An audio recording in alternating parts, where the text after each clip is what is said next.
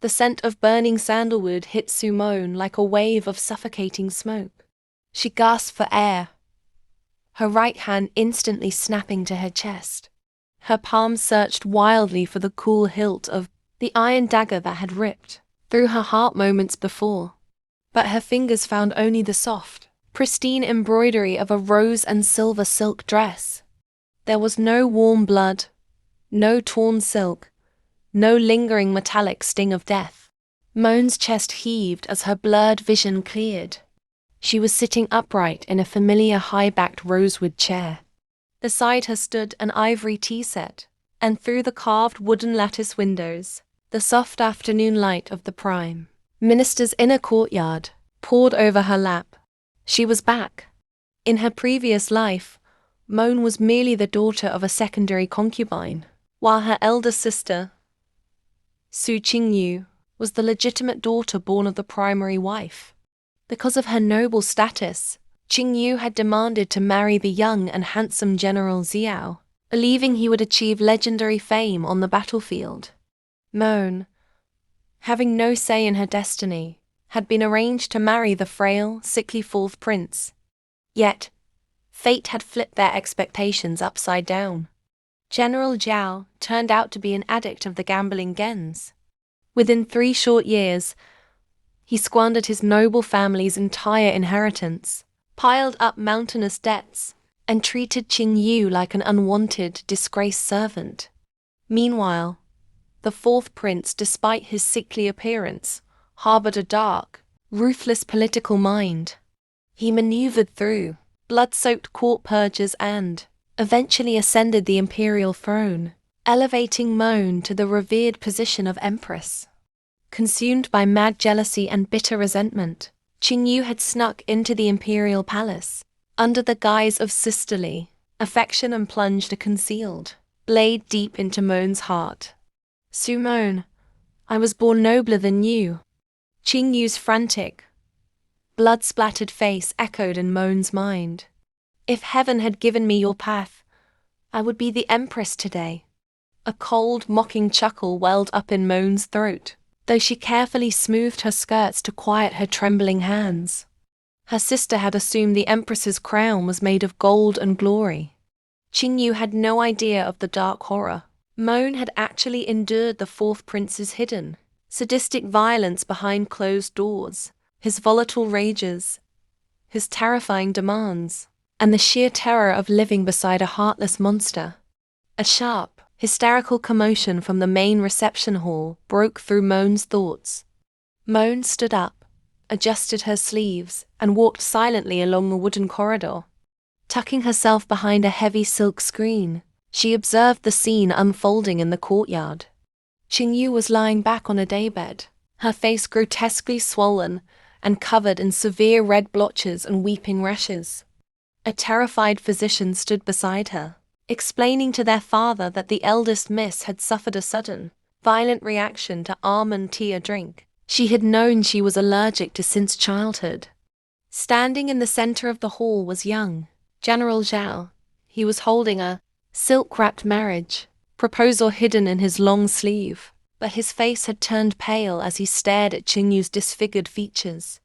The admiration in his eyes melted into an expression of barely concealed disgust. General Zhao. Qingyu wheezed, her voice raspy, though a glint of scheming satisfaction shone in her swollen eyes. It seems we are not fated to be together in this life. My body is ruined. I cannot bear to drag down your bright future. Please, find someone worthy. General Zhao, practically desperate for an excuse to flee, coughed awkwardly, uttered a few shallow words of sympathy, dropped 2 boxes of cheap tonic onto a table, and mounted his horse to depart without looking back. As soon as the sound of horse hooves faded, Qingyu reached for a hidden porcelain bottle on her side table and drank the antidote in one big gulp. She turned toward the corner where Moan stood, her swollen lips curling into a smug, victorious grin. She was reborn too, Moan realized instantly. She thinks she just saved herself. Within 3 days, Qingyu executed her second, grander scheme. knowing that the fourth prince was visiting the Prime Minister's estate for an afternoon tea with court officials, Qing Yu intentionally drugged herself and staged the scandalous compromise scene in the West Wing. When the Prime Minister and the court attendants rushed into the room, they found Qing Yu half-draped in the fourth prince's arms, her clothes disarrayed in full view of everyone. The Prime Minister was so enraged he spat blood, but the public disgrace left no choice. The Imperial Court granted an official decree. Su Qingyu would enter the fourth prince's estate as his secondary consort. On the afternoon before her wedding, Qingyu walked into Moan's quiet courtyard with her chin held high, holding the golden imperial decree like a trophy. "Little sister," Qingyu sneered, her eyes glittering with arrogance as she smoothed her silk robes. "In this life, I will not give away what is rightfully mine. Watch closely as I climb to the apex of power, while you are left behind to rot in obscurity." Moan lowered her gaze, bowing her head in perfect, submissive obedience. "I wish my elder sister power and fulfillment. May all your desires come true." Moan knew what truly awaited her sister. The fourth prince was not only a cruel tyrant in private, but he also suffered from a hidden physical ailment that rendered him entirely infertile, a secret he guarded with ruthless violence. Qing Yu was walking directly into the jaw of a dragon, believing it was a paradise. "Oh, do not fret for yourself, sister," Qing Yu added maliciously, stepping closer to whisper in her ear. "Mother and father have already settled your marriage. You shall wed the Marquis of the West City, Lord Gu Chen. He is a cold, silent widower with an orphaned child. You shall be a stepmother before you even learn how to be a wife." Qing Yu burst into bitter laughter and strutted away, her gold hairpins chiming arrogance in the breeze. Moan straightened her back, adjusting her silk cuffs with absolute serenity. A widowed marquis? A quiet estate far away from the imperial throne and its blood baths. A peaceful sanctuary compared to a wolf's den, Moan whispered to the quiet garden. "Sister, you have handed me my freedom." The day of Moan's wedding arrived under a grey, overcast sky. There were no grand celebrations or lively music for Moan, the Prime Minister's favour was entirely focused on Qing Yu's lavish entrance into the fourth prince's palace. Moan was carried through the capital in a modest red sedan chair, arriving at the Marquis's estate just as the evening lanterns were lit. The wedding ceremony was brief, solemn, and quiet. After bowing to heaven and earth, Moan was escorted into the spacious, silent bridal chamber. Hours dragged into late night. Red bridal candles dripped crimson wax down silver holders. Outside, the autumn wind whistled through the bamboo groves. Moan sat patiently on the edge of the carved rosewood bed, her embroidered red veil still draped over her head. It was long past midnight when heavy, MEASURED footsteps echoed down the wooden hallway. The heavy door creaked open, bringing in a sharp draft of midnight air scented with cedar, wood and faint iron. A tall, formidable figure stepped into the room. Moan raised her head as a long silver rod gently lifted her veil away. Before her stood Marquis Gu Chen. He was a broad-shouldered man in his late 20s. Clad in dark charcoal robes embroidered with subtle silver thread. His features were sharply carved dark, straight brows, a strong jawline, and eyes as deep and unfathomable as midnight stars. Beside him, clutching his robe tightly with tiny hands, was a 5-year-old boy with round, wary eyes, chubby cheeks, and a small wooden sword strapped to his belt. Ji Chan stared at his new bride. He had expected a spoiled, complaining daughter of a prime minister, bitter about being married off to a widowed soldier. Instead, he met a pair of clear, tranquil eyes that reflected neither resentment nor fear. "Madam," Gu Chen spoke, his voice low, deep and resonant like a bronze bell. "I apologize for my late arrival. Military affairs at the city barracks held me until midnight. The Marquis carries the responsibility of the realm," Moan replied softly, her tone serene and respectful. "There is no need for an apology." Gu Chen gestured to the young boy beside him, his stern expression softening slightly. "This is Seer. He is the only child of my late elder brother, who died on the northern border 4 years ago. His mother passed away shortly after from heartbreak.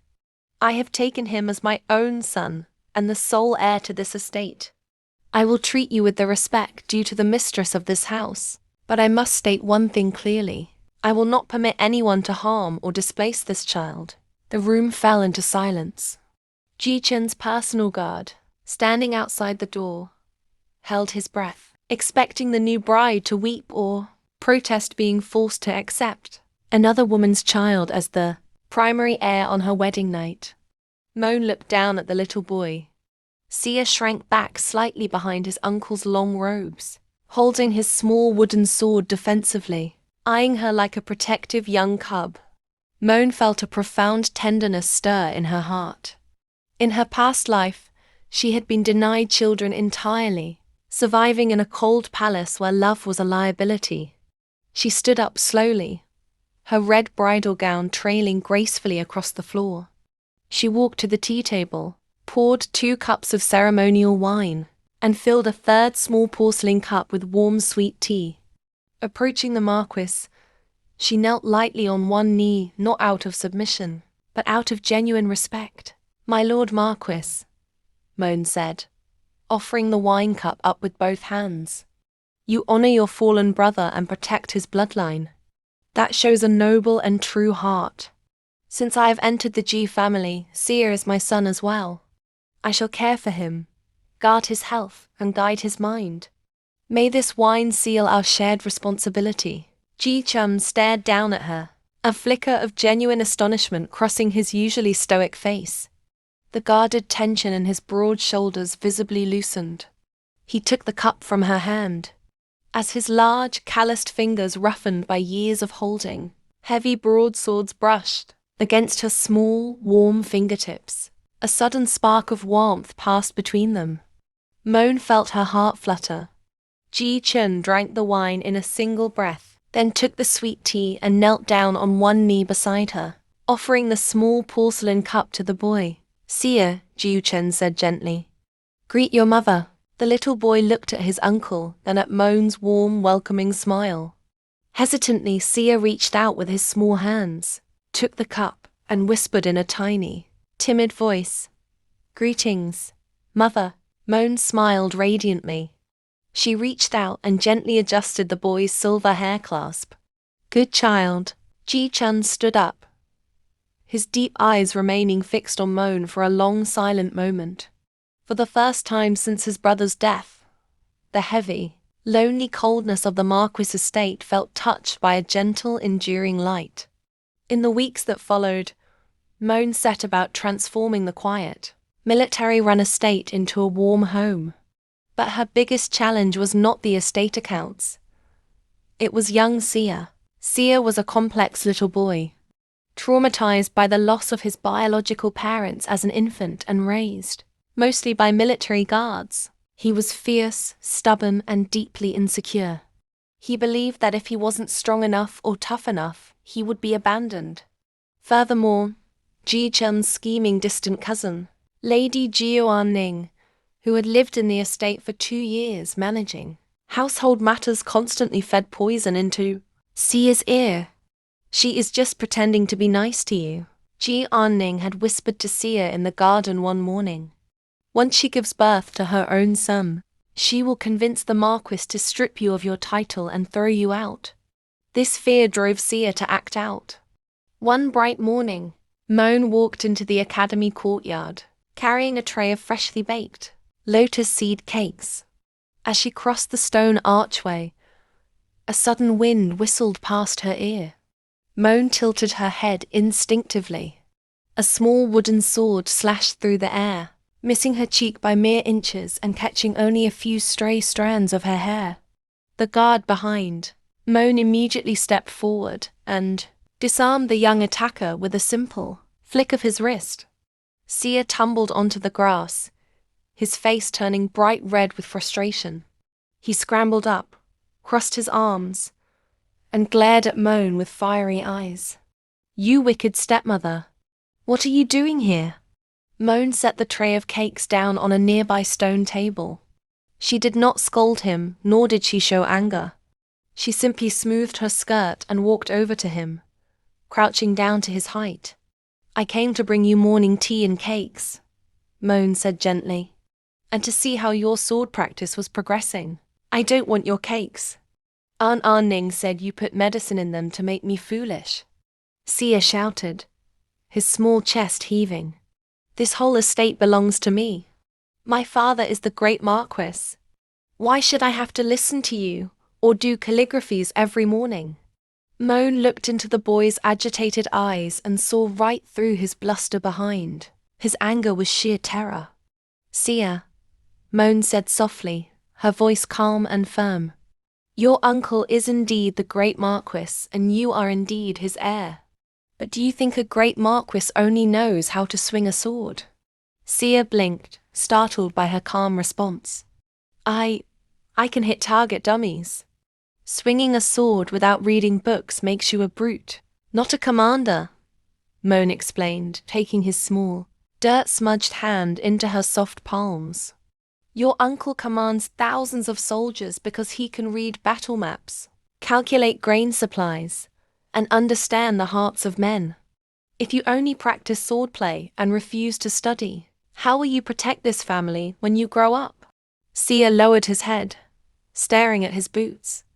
I can't write the big characters well. The tutor scolds me." Moan's heart softened completely. She squeezed his small hand gently. "Then I will teach you. We will practice together every morning. No scolding, just practice." Sia looked up, his round eyes wide with disbelief. "Really? You won't hit my hand with the ruler like the tutor does?"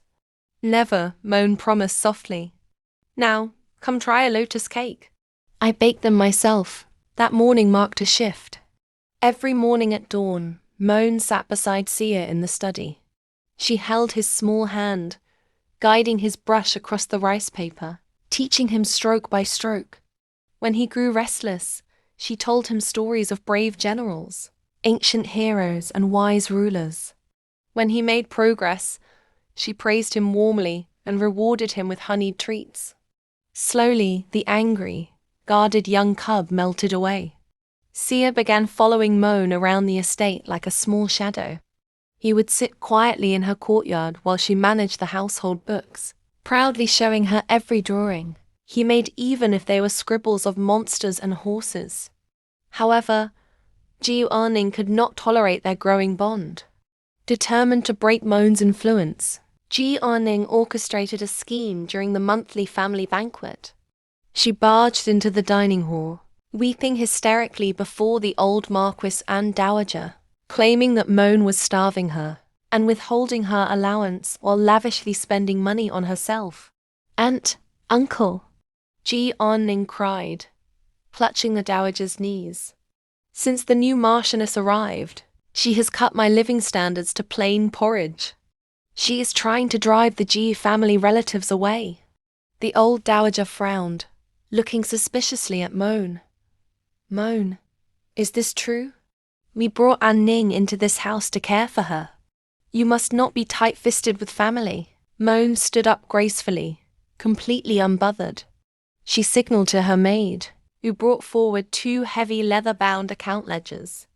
"Mother-in-law," Moan spoke with respectful clarity, "I would never mistreat family. However, upon reviewing the past 2 years of estate accounts, I discovered that cousin An Ning withdrew an entire year's allowance in advance 3 months ago, totaling 800 silver pieces. Furthermore, she docked the wages of 50 household guards and maids, keeping the extra silver in her personal chest while claiming the estate was short on funds." Gu Ning's face turned ghastly white. You are lying. You framed me. The receipts carry your personal seal, cousin," Moan said coldly, laying out the documents for the old Marquis to see. Gu Chen stepped into the main hall at that precise moment. his armor clanking softly in the silence. He had heard every word from outside. He walked past the weeping Gu Chen without a single glance, stopping right beside Moan.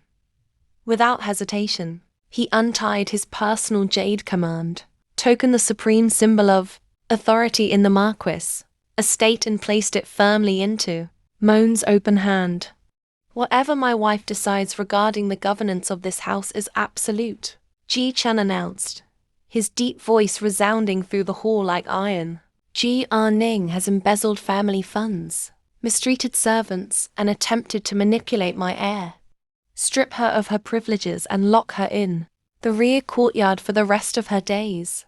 Gu Chen screamed as the guards dragged her away, while the household servants bowed deeply, filled with absolute respect for their brilliant fair marchioness. When the hall cleared, Moan looked down at the heavy jade token in her hand, then up at Gu Chen.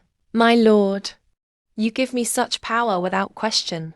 she asked softly. Gu Chen looked down at her, his stern features softening into a look of deep warmth. He reached out and wrapped his large, warm hand around hers, covering the jade token. "I do not give my trust easily, Moan," Gu Chen whispered, his thumb lightly stroking the back of her hand. "I give it to the woman who saved my nephew, restored honor to my house, and brought peace to my heart." He lifted her hand to his lips, pressing a warm, reverent kiss against her fingers. A sweet electric shiver ran through Moan, bringing a lovely blush to her cheeks. From that day on, Sia's loyalty to Moan became absolute. One evening, while Gu Chen was sitting in the study reading military reports, Sia snuck into the room, hopped onto his uncle's lap, and said with complete seriousness, "Father, you shouldn't sleep in the outer study so often." Gu Chen raised an eyebrow, amused. "And why is that, little general?" "Because mother's room is much warmer," Sia said earnestly, waving his small hands. "And if you sleep there, you can protect her from bad dreams." "I tried to sleep there, but Nanny said I'm too big now. So you have to do it." Gu Chen chuckled softly, a rare, handsome grin spreading across his face. He patted the boy's head. "You are getting too wise for your age, Sia." While warmth and love flourished inside the Marquis estate, political storm clouds gathered over the capital. In the fourth prince's palace, life was a living nightmare for Su Qingyu. Without Moan's quiet intelligence, foresight, and political instincts, which had saved the fourth prince from multiple fatal mistakes in her past life, the prince was reckless and impatient. His secretive plots to undermine the crown prince were clumsy and easily exposed. Worse still, Qingyu soon suffered the brutal reality of her husband's true nature. Behind closed doors, the fourth prince drank heavily to cope with his hidden physical ailment.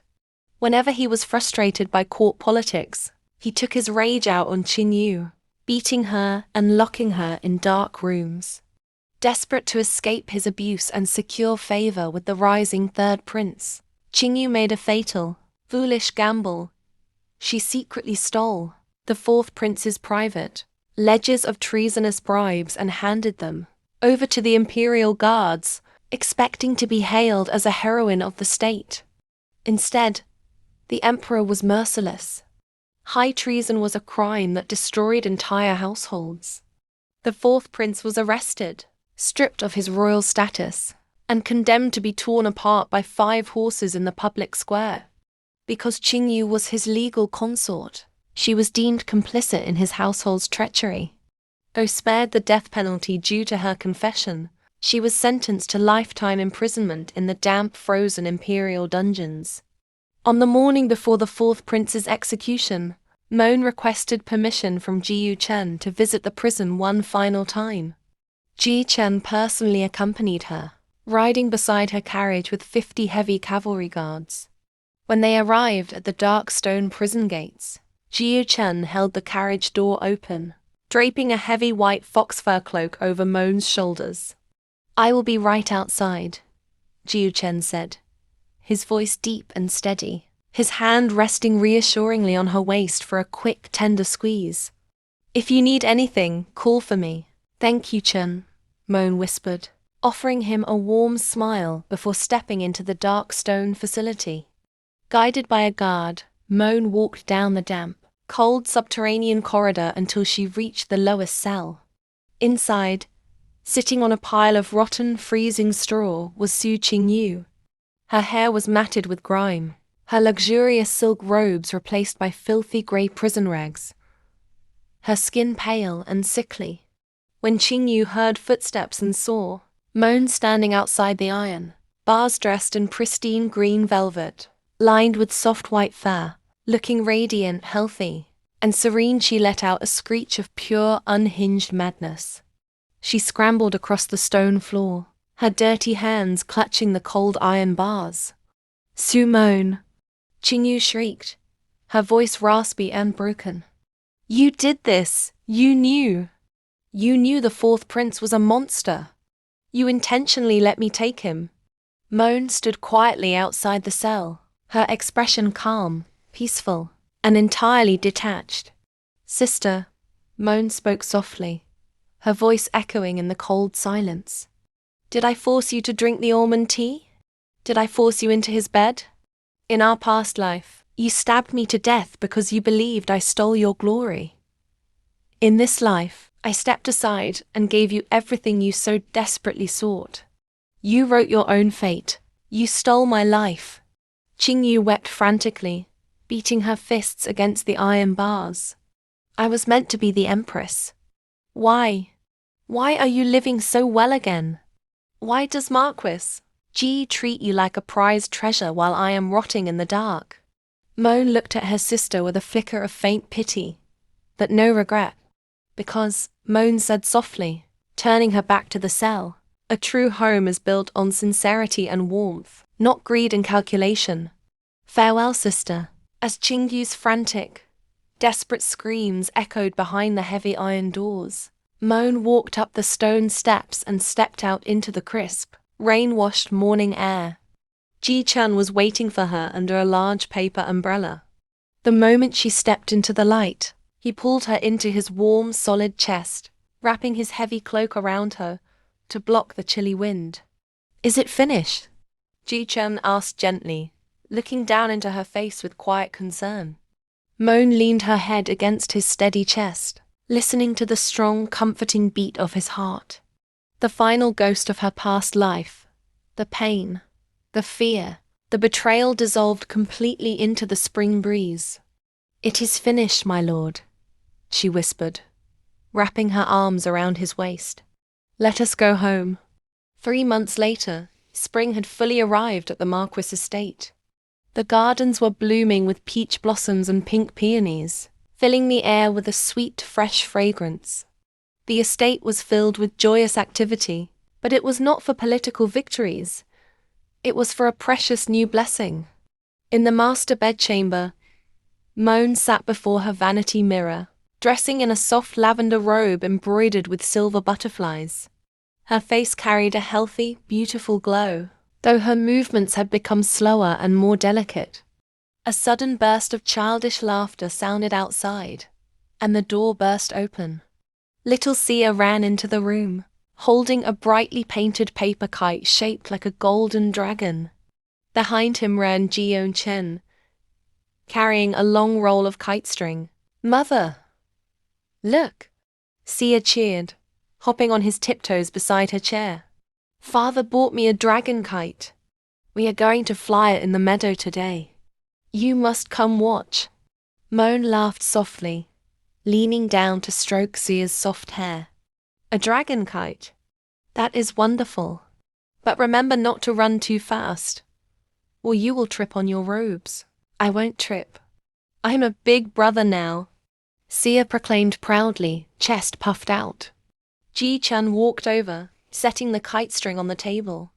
He rested his large hands gently on Sia's shoulders, looking at Moan with eyes full of deep, boundless affection. Sia, Gu Chen said gently, go tell Nanny to pack the sweet pastry baskets for our outing.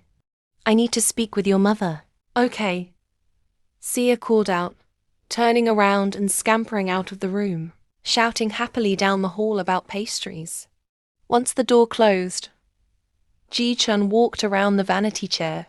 He knelt down on one knee beside Moan, resting his broad hand gently over her lap, where a soft curve was now clearly visible beneath her lavender robes. "How are you feeling today?"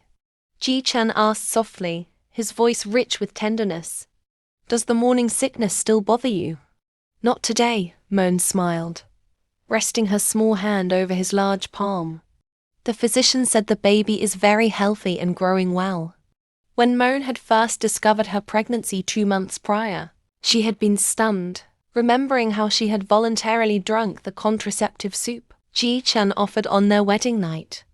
Gu Chen had awkwardly cleared his throat back then, confessing with a sheepish expression that he had secretly instructed the physician to replace the bitter contraceptive herbs with mild, nourishing tonics instead, because after seeing how lovingly she treated Sia, he had fallen completely in love with her and prayed for a child born of their love. Gu Chen stood up, reaching down to gently lift Moan from her chair. He wrapped his strong arms around her waist, drawing her flush against his chest. Careful not to press against her bump, Moan rested her forehead against his chest, feeling the deep, steady warmth of his body. "Moan," Gu Chen whispered, his long fingers trailing up her back to cup the back of her head, gently tilting her face up to meet his gaze. "In my years on the cold northern battlefields, I thought my life was meant only for war and blood. I never dreamed heaven would bless me with a light like you." Moan looked up into his dark, expressive eyes that held no coldness now, only infinite warmth and devotion. "And I thought my life was meant for fear and survival," Moan whispered back, her heart swelling with emotion. "You gave me a real home, Chen. You gave me a husband, a son, and a future." Gu Chen leaned down, pressing his lips to hers in a slow, deep, lingering kiss. It was sweet, passionate, and filled with a solemn promise of protection for all the years to come. Moan closed her eyes, wrapping her arms around his neck, sinking completely into his loving warmth. When he pulled back slightly, his forehead remained rested against hers, both of them breathing in the sweet spring air. "Father, Mother, the pastry basket is packed." Sia's small voice piped up from outside the door, followed by 2 energetic knocks. "The wind is perfect for the dragon." Moan chuckled, her cheeks flushed with a beautiful rosy hue. Gu Chen let out a warm laugh, kissing her temple one more time before taking her hand into his. He opened the bedchamber door, picking up little Sia with his free arm and setting the boy proudly onto his shoulders. Sia giggled happily, holding the dragon kite high in the air. Gu Chen wrapped his arms securely around Moan's waist, walking beside her through the flower-filled courtyard under the bright spring sun, looking at her handsome husband and their joyful son. Moan smiled from the bottom of her heart.